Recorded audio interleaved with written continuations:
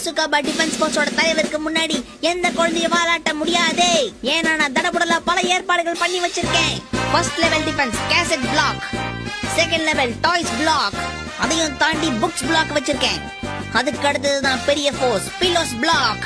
இதையெல்லாம் மீறி இந்த டேபிள் மேல ஏறி நீ ஷின்சானை ஃபேஸ் பண்ணணும்னா முடிவு பண்ணிக்கோ.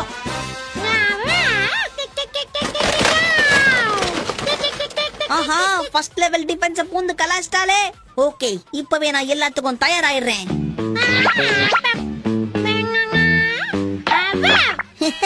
எப்படி அதெல்லாம் தாண்ட முடியும் நினைச்சு கூட பாக்காத. பிளான் பண்ணி தான் நாங்கெல்லாம் பண்ணுவோம். வரா